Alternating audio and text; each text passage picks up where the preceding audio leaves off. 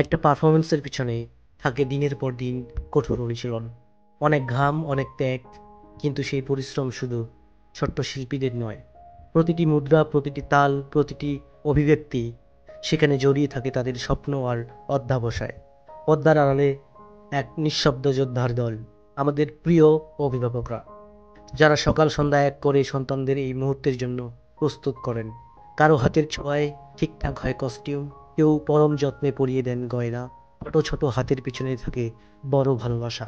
এই ক্ষণিক মঞ্চ জয়ে যেন এক বিশাল যাত্রার প্রতিফলন। মঞ্চে তারা যেমনই ঝলমল করুক না কেন, তাদের পিছনের আলো জ্বালিয়ে রাখেন অভিভাবকরাই।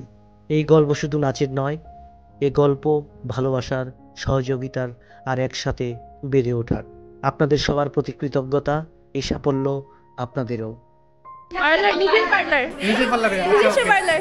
তোমরা যারা মেকআপ করতে যাচ্ছ স্পিয়ার হ্যাঁ পার্লারে চলে আসবা, সামনে ঈদ। হ্যাঁ, মেঘলা, তোমার ভুল কোথায়?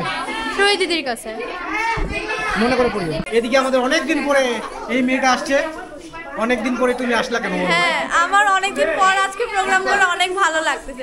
আমি এতদিন ধরে অনেক ব্যস্ত ছিলাম, আমার পরীক্ষা, পড়ালেখা সবকিছু ছিল। আজকে আন্তর্জাতিক নৃত্য দিবস উপলক্ষে আমাদের শিল্পকলা একাডেমির নৃত্য অনুষ্ঠান। আসলে হচ্ছে পরীক্ষার পড়ার চাপের জন্য অনেক দীর্ঘ সময় পর্যন্ত নাচ করা হয় নাই, মাঝখানে অসুস্থ ছিলাম। এখন কিছুটা সুস্থ হয়ে পরীক্ষা দিয়ে তারপরে প্রোগ্রাম করতেছি।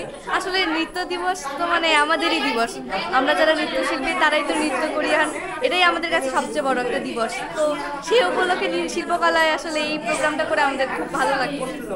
Thank you, thank you. সবাইকে আন্তর্জাতিক নৃত্য দিবসের শুভেচ্ছা। আমাদের নৃত্য অনুষ্ঠান এখানে শেষ হলো।